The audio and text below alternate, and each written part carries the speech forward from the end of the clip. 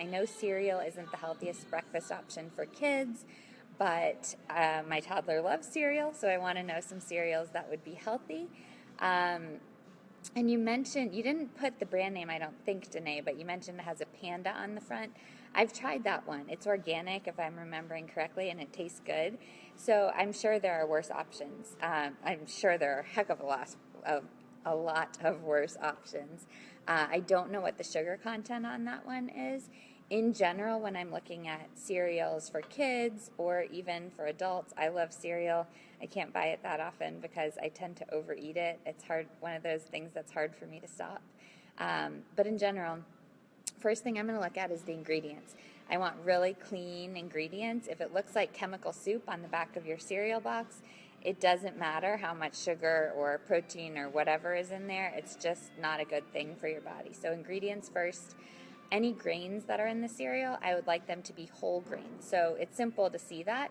It says whole in front of it. So if it says enriched wheat flour, no. If it says whole wheat flour, that's a little better. Now, I know, Danae, you avoid gluten. I do too, so whole wheat flour isn't a good thing for you. But that was an example. You can use it for whole oat flour, whole quinoa flour, anything like that. It should be a whole grain. I prefer organic, especially if you're giving it to your kids. And like I mentioned before, low sugar. So my ideal world would be that the sugar is equal to or less than the fiber content in the cereal. So you have more or equivalent fiber as you do sugar. I'll take double, so the sugar would be double the fiber. That would be my upper limit. And really, even if there is a ton of fiber, no more than 10 or so grams of sugar per serving for a kid. You don't want your kid bouncing off the walls with a sugar high. A couple options for you. I love puffins. I don't know if you've ever had puffins. This is one of those that I really have to watch myself because it's hard to stop. But they're organic, they're wheat-free, gluten-free, dairy-free. I think there are 5 grams of sugar in that one, and they taste really good.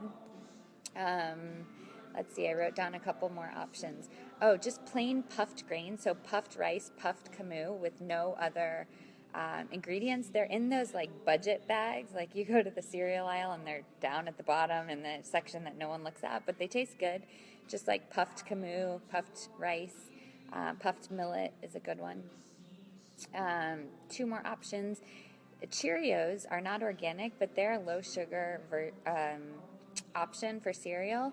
And Cascadian Farms makes an organic Cheerio.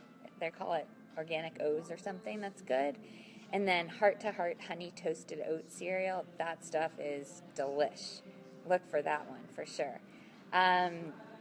So those are some cereal options for you, Danae. Thanks again for the question.